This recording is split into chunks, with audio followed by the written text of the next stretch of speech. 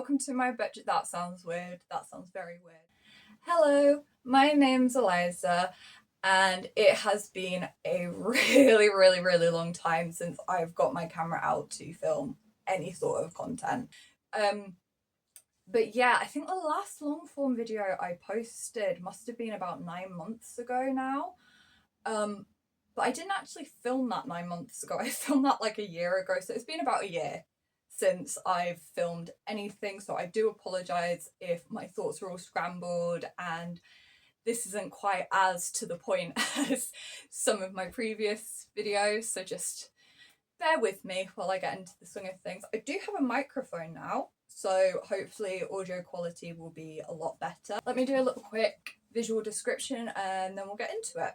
So I'm Eliza. I'm a white lady who's 21 years old. I have curly blonde brown hair. I'm wearing a hand knitted green and cream cropped cardigan with a pink and green Lucy and Yak skirt. I have a pink vest top underneath, although I'm not entirely sure you can see that.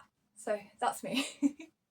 So I thought today I'd just do another little brief sort of reintroduction to myself and the content that I'm hoping, fingers crossed, to be making a lot more regularly now. Yes, let's get into it.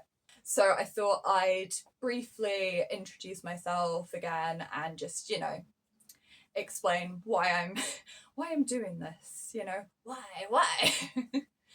But yes, so a lot of my conditions came on due to COVID, which I caught when I was 17, and I never got better from it.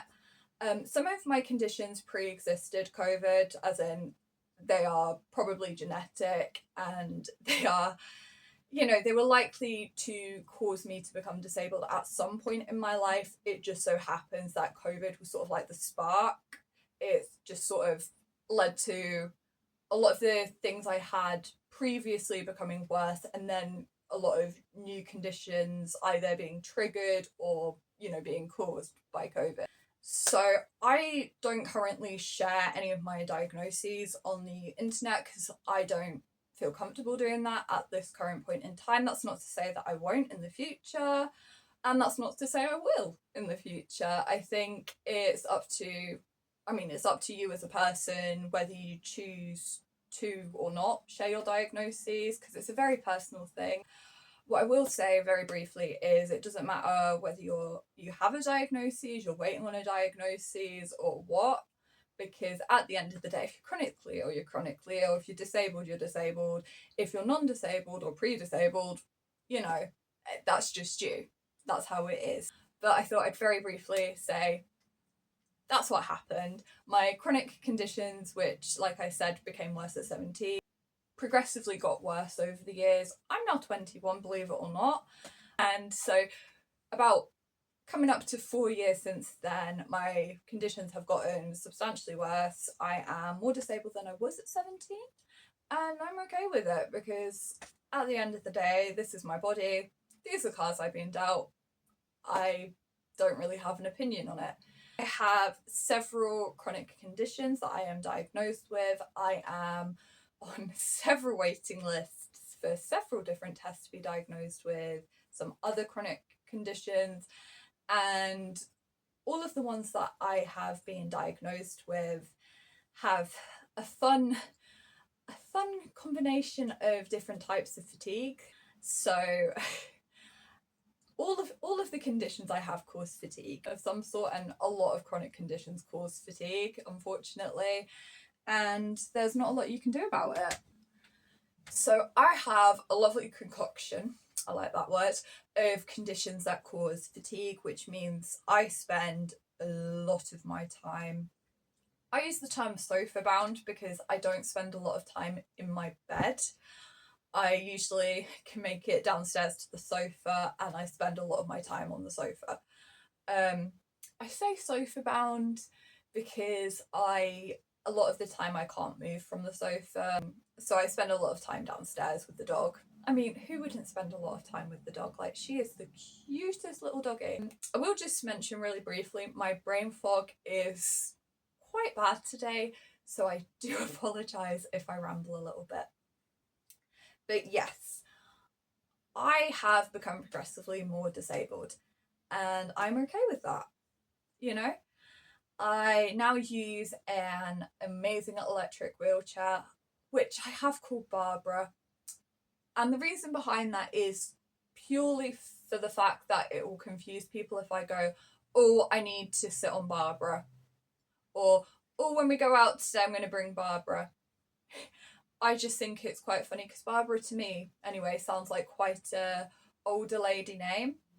And so when I say that, I like to think people are thinking, why is she going to go sit on an older lady? Why is she going to do that? That's so rude. Just because it makes me giggle. But yes, so I have not managed to film any long form content in quite a long time, and there have been a number of reasons. Like I said, I've been in and out of A&E this past year quite a lot. I think I spent about 16 hours sat in A&E with a kidney infection. That was fun. Went in with a fever, came out 16 hours later with a course of antibiotics. But I went to A&E, and this is, I mean, I don't know if anybody else experienced this, but I don't realise I'm ill until I'm really ill, because I get random fevers anyway. I'm always in pain. I get, aches in my joints, all of the things which can indicate you've got some kind of infection or virus or, something like that. Because I that's my constant state, I don't realise that I'm poorly until I'm like really, really poorly. So this particular one that that led to me and my parents sitting in A&E for 16 hours, I didn't realise I was ill. I suddenly had this really horrible sharp pain in my abdomen. And I was like pale as anything. I had a really high temperature. I just felt generally rubbish. So we called 111 because we were like, this is really strange. So we called 111, who then transferred us to 999, who were like, yeah, love, you need to go up A&E. Pretty good, actually. When I finally got seen, they ran a whole bunch of tests. They did an x-ray on me, which was like really, really, really good.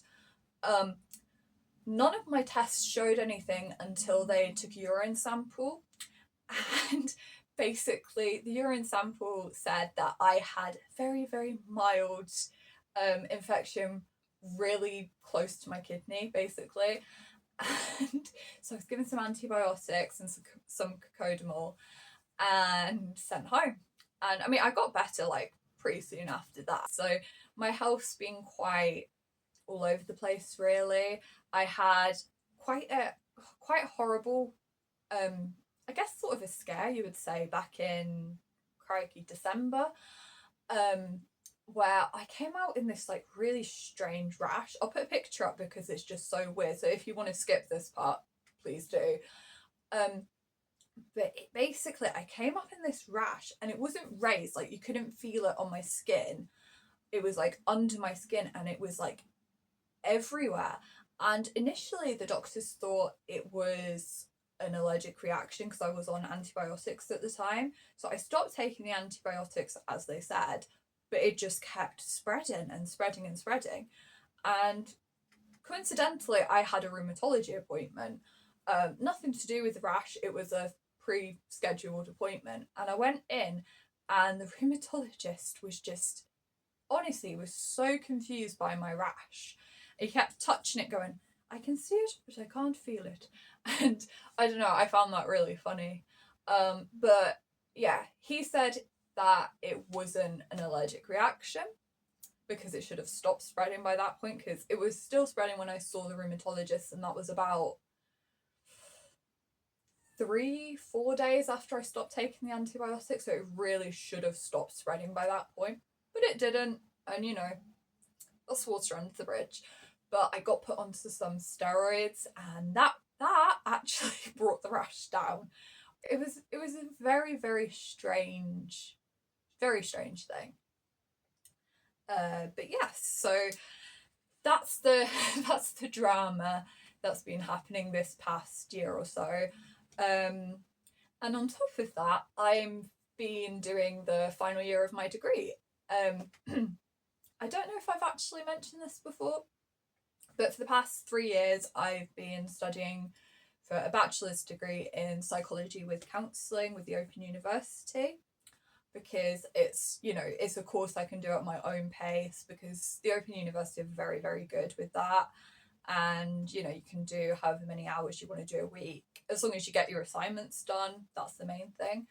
So I submitted my last assignment for this 3-year course last week. I'm finished, except we don't actually get our results back until the end of July. So from I finished right towards the end of May. So from end of May to end of July, I've basically got this 2-month gap of sort of, what do I do with myself? Yes, so I finished my degree. And now it's like I have weeks and weeks and weeks of, I'm the only person at home. So it's me and the dog. And it's like, well, what am I going to do with myself? So I thought, why not get back into filming? Because it's something I enjoy. It's just, unfortunately, due to all of the above reasons, I've not been able to do it as frequently as I would like. But yes, hopefully I will be posting a lot more regularly. I've got lots and lots and lots of ideas. It's just, getting them out of my brain, so to speak.